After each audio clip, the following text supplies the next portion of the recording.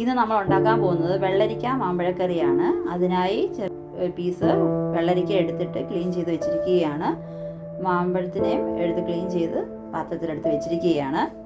നമ്മൾ വെള്ളരിക്ക ചെറിയ പീസായിട്ട് അരിഞ്ഞ ചട്ടിയിലാണ് നമ്മൾ വേവിക്കുന്നത്. അതുകൊണ്ട് അരിഞ്ഞ ചട്ടിയിലിട്ടിരിക്കുകയാണ്.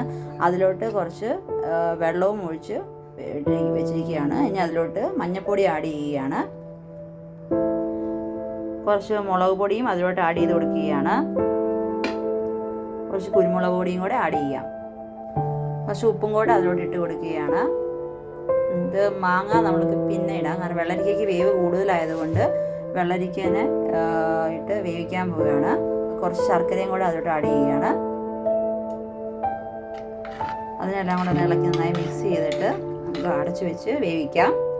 നമ്മുടെ വെള്ളരിക്ക നന്നായി തിളച്ച് കഴിഞ്ഞപ്പോൾ ചെറുതീയിൽ ഒരു 10 മിനിറ്റ് വേവിച്ചു. ഒന്ന് തുറന്ന് നോക്കാം. അത്യാവശ്യം ഒരു പരുവായിട്ടുണ്ട്. ഇനി നമുക്ക് അതിലോട്ട് മാങ്ങയും കൂടെ ആഡ് ചെയ്ത് കൊടുക്കാം.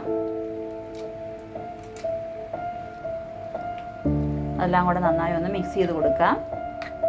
അടുത്തതായി നമുക്ക് അതിനുള്ള അരപ്പ് റെഡിയാക്കാം. അതിന് 1.5 കപ്പ് തേങ്ങ എടുത്ത് റെഡിയാക്കി വെച്ചിരിക്കുകയാണ്. അതിലോട്ട് 4-5 ചുവന്നുള്ളി ആഡ് ചെയ്ത് കൊടുക്കാം.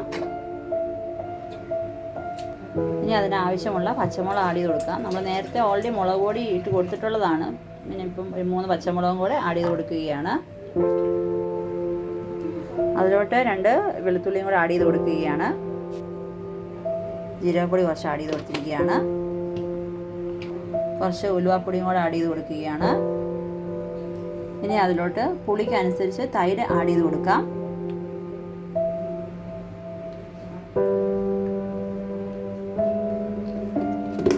ഇപ്പോൾ ഒരു 1.5 കപ്പ് തൈര് ആഡ് ചെയ്ത് കൊടുത്തിരിക്കുകയാണ്. നമുക്കിതെല്ലാം കൂടെ നന്നായി ഒന്ന് അരച്ചെടുക്കാം. നമ്മുടെ അരപ്പ് റെഡി ആയിരിക്കുകയാണ്. നമ്മൾ വേവിക്കാൻ വെച്ചിരുന്നത് തുറന്ന് നോക്കാം. അതെല്ലാം വെന്ത് പരുവായിട്ടിരിക്കുകയാണ്. ഗ്യാസ് ഓഫാക്കിയിരിക്കുകയാണ്. പക്ഷേ ചട്ടിയിലായതുകൊണ്ട് ഇപ്പോഴും തിളച്ചുകൊണ്ടിരിക്കുകയാണ്. ഒരു 5 മിനിറ്റ് കഴിഞ്ഞിട്ട് നമുക്ക് അരപ്പ് അതിലോട്ട് ആഡ് ചെയ്ത് കൊടുക്കാം. നമ്മുടെ അരപ്പ് അതിലോട്ട് ആഡ് ചെയ്ത് കൊടുക്കാം. നമ്മൾ അരപ്പെല്ലാം കൂടെ നന്നായി അതെല്ലാം കൂടെ മിക്സ് ചെയ്തു. അതിട്ട് എല്ലാം കൂടെ നന്നായിട്ട് മിക്സ് ചെയ്തു. നമ്മുടെ ഇതിൽ സ്വല്പം ഉപ്പ് കുറവാണ്. സോ കുറച്ച് ഉപ്പും കൂടെ അതിലോട്ട് ആഡ് ചെയ്ത് കൊടുക്കുകയാണ്. അങ്ങനെ നമ്മുടെ കറിയുടെ ഉപ്പും എരിവും എല്ലാം പരുവായിട്ട് റെഡി ആയിരിക്കുകയാണ്.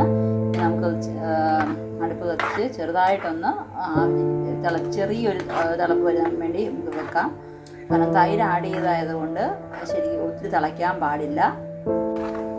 നമ്മൾ ഇളക്കി കൊടുത്തുകൊണ്ടിരിക്കുകയായിരുന്നു. കാരണം തൈരുള്ളതുകൊണ്ട് അത് അല്ലെങ്കിൽ പിരിഞ്ഞു പോകും. അതുകൊണ്ട് ചെറുതായിട്ട് നമ്മുടെ അത് സൈഡിൽ കൂടെ തിളപ്പ് വന്ന് തുടങ്ങുകയാണ്. അതുകൊണ്ട് നമ്മൾ ഗ്യാസ് ഓഫ് ചെയ്യുകയാണ്. അടുത്തായിട്ട് നമുക്ക് കടുക് പൊട്ടിച്ച് ചേർക്കാം. അതിനായി പാനിൽ എണ്ണ ചൂടായ അതിലോട്ട് വെളിച്ചെണ്ണയാണ് നമ്മൾ ആഡ് ചെയ്തുകൊണ്ടിരിക്കുന്നത്. കടുക് പൊട്ടിക്കുകയാണ്. അതിലോട്ട് 3-4 കൊച്ചുള്ളി അരിഞ്ഞിട്ട് ഇരിക്കുകയാണ്. അതിനെ നമുക്ക് മൂപ്പിച്ചെടുക്കാം. ആ കൂട്ടത്തിൽ തന്നെ വറ്റൽമുളകും കൂടെ ആഡ് ചെയ്തിരിക്കുകയാണ്. അതെല്ലാം ചെറുതായിട്ട് വഴന്ന് വന്നിരിക്കുകയാണ്. അതിലോട്ട് കരിയാപ്പിലയും കൂടെ ആഡ് ചെയ്ത് കൊടുക്കാം. നമ്മളതെല്ലാം മൂത്ത് വന്നിരിക്കുകയാണ്. നമ്മൾ ഉണ്ടാക്കി വെച്ചിരിക്കുന്ന കറിയിലോട്ട് അത് ആഡ് ചെയ്ത് കൊടുക്കുകയാണ്. ആ കറിയിൽ നിന്നും കൂടെ കുറച്ച് ആ പാത്രത്തിലോട്ട് ഇട്ട് നമ്മൾ ഒന്ന് ഇളക്കിയിട്ട് അതും കൂടെ അങ്ങോട്ട് ആഡ് ചെയ്ത് കൊടുത്തിരിക്കുകയാണ്. ഇനി അതിനെല്ലാം കൂടെ നന്നായിട്ട് ഒന്ന് മിക്സ് ചെയ്ത് നമുക്കത് അടച്ച് വെച്ച് കുറച്ച് നേരം അടച്ച് വെക്കാം. അതിൻ്റെ ആ ഗ്രാണെല്ലാം കൂടെ ആ കറിക്കകത്തോട്ട് നന്നായിട്ട് ഇറങ്ങാൻ വേണ്ടിയിട്ട്. അതിന് ശേഷം നമുക്ക് സെർവിങ് ഡിഷിലോട്ട് എടുക്കാം. നമുക്ക് കുറച്ച് നേരം അടച്ച് വെക്കാം.